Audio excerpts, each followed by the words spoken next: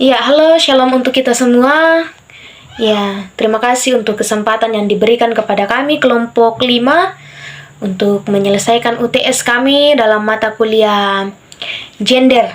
Ya, pada kesempatan hari ini kami akan membahas materi yang berjudul ekofeminisme. Ya, berbicara tentang kata eko ini dalam ekologi berasal dari bahasa Yunani, oikos, yang berarti rumah. Ya, rumah atau tempat tinggal. Nah, di mana konsep ini mencangkup semua hal yang ada di dalamnya. Ya, mencangkup semua hal yang ada di dalamnya seperti manusia, hewan, tumbuh-tumbuhan, air, tanah, udara, dan juga matahari. Ya. Kemudian ekologi juga mempelajari bagaimana makhluk hidup, ya, bagaimana makhluk hidup termasuk manusia saling berhubungan dengan lingkungan mereka. Ya, bagaimana makhluk hidup termasuk manusia ini saling berhubungan dengan lingkungan mereka. Nah, kemudian ini dapat membangun pengetahuan alam dan sosial. Ya, dapat membangun pengetahuan alam dan sosial di mana manusia ini saling memengaruhi, ya, saling memengaruhi keseimbangan alam. Ya, ketika kita memahami kata ekologi ini juga membantu kita melihat bahwa dunia ini saling berkaitan, ya, saling berkaitan dan tidak dapat dipisahkan satu dengan yang lainnya.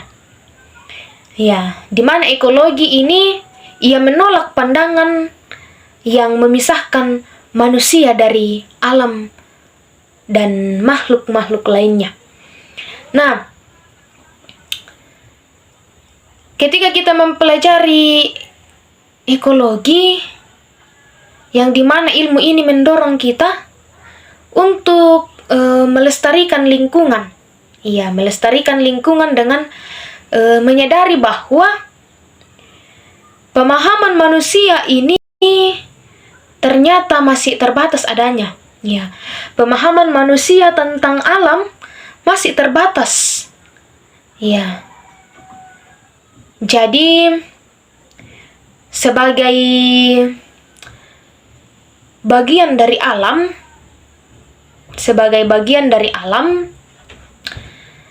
kita juga harus bekerja sama. Ya. Bekerja sama dengan lingkungan, bagaimana kita menciptakan kesejahteraan. Ya. Kita harus bekerja sama dengan lingkungan demi mensejahterakan semua makhluk.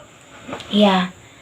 Bukan hanya kehidupan kita saja yang mau disejahterakan, tetapi semua makhluk. Nah, kemudian setiap makhluk ini juga memiliki hak untuk hidup. Ya.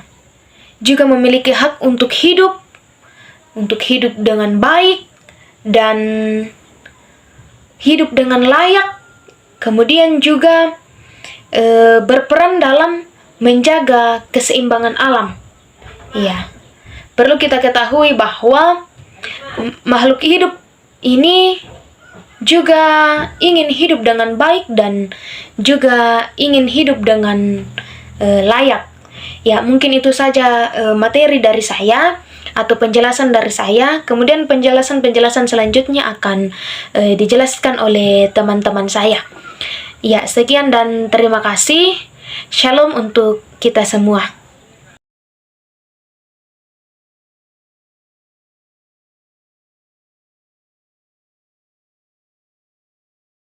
Baik, di sini saya akan menjelaskan tentang hubungan antara penindasan terhadap perempuan dan juga kerusakan terhadap lingkungan. Nah, seperti yang kita ketahui bersama bahwa ekologi adalah ilmu yang mempelajari tentang interaksi antara makhluk hidup dan juga lingkungannya. Nah, fokus utamanya adalah untuk memahami bagaimana berbagai faktor biotik dan abiotik untuk saling berinteraksi dan juga untuk mempengaruhi satu dengan yang lainnya. Sehingga dalam konteks ini, ekologi kemudian tidak hanya terbatas pada hubungan antar spesies, tetapi juga mencakup dampak yang dapat ditimbulkan oleh aktivitas manusia terhadap ekosistem. Kemudian feminisme adalah sebuah gerakan yang muncul sebagai reaksi terhadap ketidakadilan gender yang telah ada selama berabad-abad. Sehingga feminisme di sini kemudian berjuang untuk menghapuskan diskriminasi, penindasan, dan juga kekerasan yang dialami oleh perempuan, serta untuk memperjuangkan hak-hak perempuan dalam mendapatkan kesetaraan dalam berbagai aspek kehidupan seperti politik dan juga kehidupan ekonomi. Sehingga seiring dengan perkembangan zaman, kemudian muncullah sebuah konsep, yaitu konsep ekofeminisme, yang kemudian mengintegrasikan prinsip-prinsip feminisme dengan pemahaman ekologis. Dengan demikian, maka adanya penggabungan antara bidang ekologi dengan feminisme ini kemudian menunjukkan atau memperlihatkan kepada kita bahwa ada hubungan yang begitu erat antara penindasan terhadap alam dan juga penindasan terhadap kaum perempuan. Nah, adapun konsep ini muncul, diperkirakan muncul pada tahun 1970-an sampai pada abad 1980-an sebagai tanggapan terhadap krisis lingkungan yang sering disebabkan oleh pandangan yang berfokus pada laki-laki. Sehingga ekofeminisme ini kemudian menekankan bahwa kerusakan lingkungan yang sering terjadi kemudian mencerminkan pola yang sama dengan penindasan terhadap kaum perempuan. Sehingga kemudian kerusakan-kerusakan ekologi yang dapat kita saksikan pada saat ini sebagian besar disebabkan oleh pandangan androsentris, di mana pandangan ini menempatkan laki-laki sebagai pusat kekuasaan atau laki-laki yang berkuasa, dan kemudian menganggap alam sebagai sumber daya yang bisa dieksploitasi. Sehingga kemudian salah satu pemikir ekofeminisme yang bernama Karen Joaren, ia berpendapat bahwa akar dari dominasi terhadap perempuan dan alam kemudian terletak pada sistem nilai dualistik yang kemudian mendasari masyarakat patriarki, di mana dualisme ini kemudian menciptakan batasan yang jelas antara kategori-kategori seperti atas dan bawah, akal dan emosi, serta laki-laki dan perempuan. Sehingga struktur nilai ini tidak hanya membenarkan subordinasi perempuan, tetapi juga mendasari eksploitasi terhadap alam. Sehingga kemudian dalam konteks ini ekofeminisme berusaha untuk membongkar struktur-struktur dominasi dan kemudian mendorong hubungan yang lebih harmonis antara manusia dan lingkungan, serta antara kesetaraan gender antara laki-laki dan perempuan. Dengan demikian, maka ekofeminisme bukan hanya sebuah perspektif teoritis, tetapi juga sebuah panggilan atau sebuah tindakan. Ekofeminisme ini mendorong manusia untuk kemudian bagaimana mereka bisa berpikir secara kritis tentang cara mereka untuk berinteraksi dengan dunia di sekitar mereka, dan juga bagaimana mereka dapat menciptakan perubahan yang lebih adil dan lebih berkelanjutan, baik untuk perempuan maupun untuk lingkungan yang ada di sekitarnya.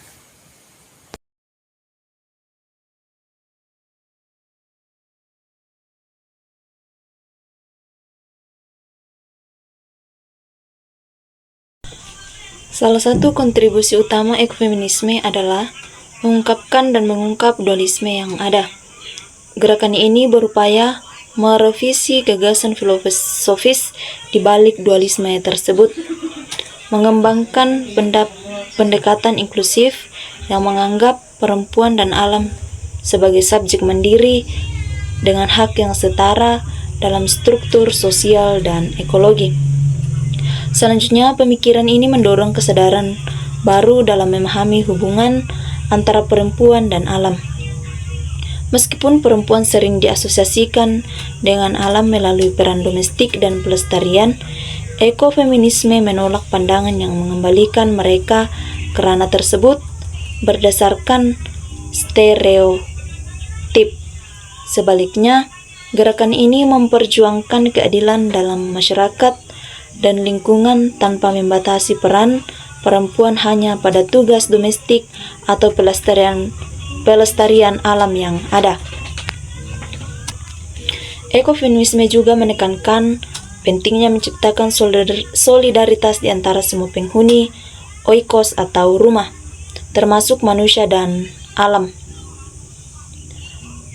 Para ekofeminis berpendapat bahwa struktur kekuasaan yang ada perlu dihentikan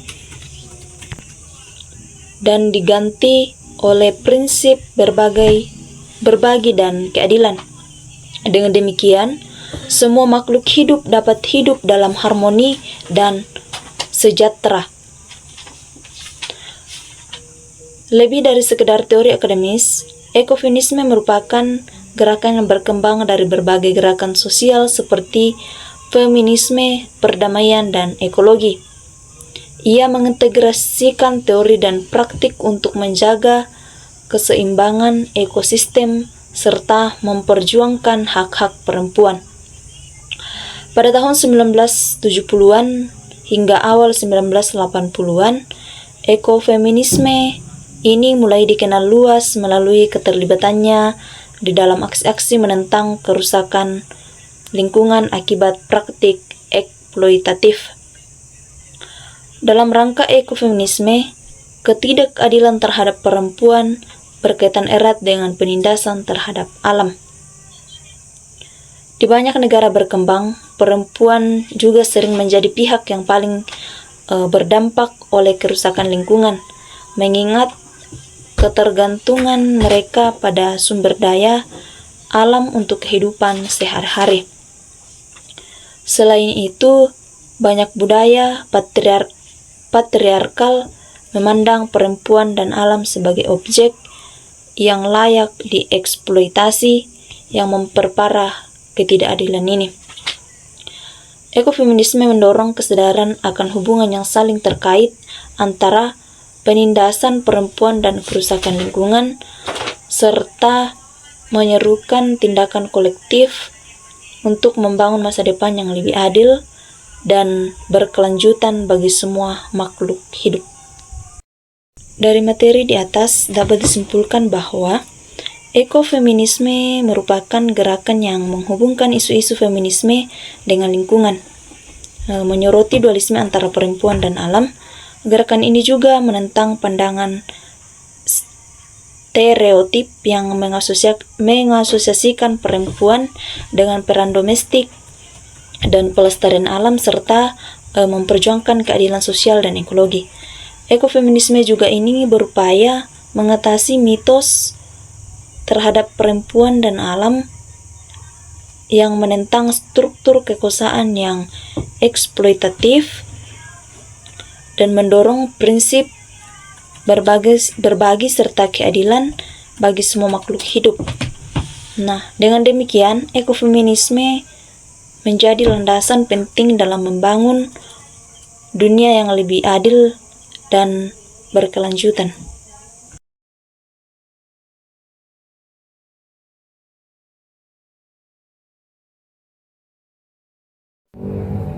Ya, teman-teman, sama dengan aliran-aliran feminisme yang lain, di mana memiliki beberapa tantangan. Nah, begitu juga dengan ekofeminisme ini yang menjadi topik bahasan di kelompok kami. Tentunya ekofeminisme ini memiliki beberapa hambatan dan harapannya ke depan, di mana salah satu tantangan yang dihadapi gerakan ini adalah bagaimana melawan stereotip yang masih sering kita temui dalam masyarakat kita pada saat ini, di mana masih banyak orang yang hingga pada saat ini masih memiliki pandangan bahwa perempuan secara alami memiliki peran sebagai pelindung atau perawat alam, seolah-olah bahwa perempuan itu memiliki naluri khusus untuk menjaga lingkungan hanya karena mereka adalah seorang perempuan. Nah, pandangan seperti ini membatasi peran perempuan dan mengikat mereka pada peran tradisional yang seringkali justru mengekang kebebasan mereka. Jadi, ekofeminisme ini menolak pandangan sempit yang sering terjadi di lingkungan kita pada saat ini. Gerakan ini menekankan bahwa kesadaran ekologis dan kontribusi perempuan terhadap perlindungan lingkungan tidak boleh didasarkan pada stereotip atau konstruksi sosial yang membatasi. Sebaliknya, gerakan ini mengajak kita semua untuk berpikir bahwa peran perempuan dalam menjaga alam harus didasarkan pada prinsip kesetaraan dan kebebasan. Artinya apa? Artinya bahwa perempuan berhak memiliki atau memilih untuk terlibat dalam isu lingkungan karena kesadaran dan komitmen mereka sendiri, bukan karena adanya anggapan bahwa hal tersebut adalah takdir atau kewajiban bagi seorang perempuan secara alami. Nah, ekofeminisme memberikan pandangan baru yang sangat penting dalam diskusi tentang keadilan sosial dan lingkungan, di mana gerakan ini mengingatkan kita bahwa masalah keadilan tidak hanya sebatas hubungan antar manusia, tetapi juga mencakup hubungan kita dengan alam. Kita semua, baik laki-laki atau kaum maskulin, perempuan, kaum feminim, memiliki tanggung jawab yang sama untuk menjaga keseimbangan dan kelestarian lingkungan kita. Nah, oleh karena itu, ekofeminisme menyerukan agar kita semua tanpa terkecuali berbagi sumber daya secara adil dan menghentikan bentuk dominasi apapun itu, baik atas alam maupun atas perempuan. Nah, jadi semangat berbagi yang diusung oleh ekofeminisme ini adalah kunci untuk membangun kehidupan yang lebih baik di masa depan. Dengan berbagi sumber daya secara adil, nah, kita semua diharapkan bisa menciptakan budaya yang lebih ramah lingkungan dan mungkin menciptakan hubungan yang setara antara semua makhluk hidup di muka bumi ini. Jadi, dalam pandangan ekofeminisme, tidak hanya manusia yang memiliki hak untuk hidup dengan baik di bumi, tetapi juga semua makhluk hidup lain, termasuk hewan dan tumbuh-tumbuhan. Nah, ekofeminisme juga menuntut pengakuan terhadap kesetaraan, hak, dan martabat setiap makhluk hidup, baik manusia maupun non-manusia. Nah, teman-teman, secara keseluruhan dari materi yang kami paparkan, dikatakan bahwa ekofeminisme mengingatkan kita semua bahwa kita semua adalah penghuni oikos, yang dalam bahasa Yunani berarti rumah. Rumah yang dimaksud di sini apa? Rumah yang dimaksud adalah planet bumi, rumah kita bersama. Sebagai penghuni rumah yang sama, kita semua memiliki tanggung jawab yang besar untuk menjaga dan melestarikan bumi kita tercinta ini. Karena kelangsungan hidup kita semua bergantung pada seberapa baik kita merawat dan melestarikan lingkungan tempat kita tinggal.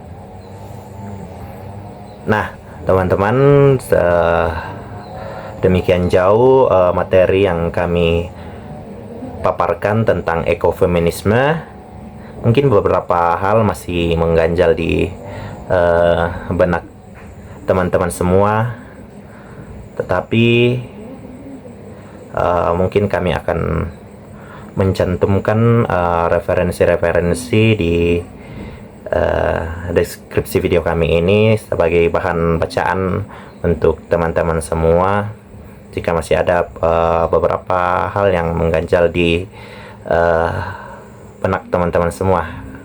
Ya, dan kurang lebihnya dari pemaparan kami mohon dimaafkan dan terima kasih. Shalom.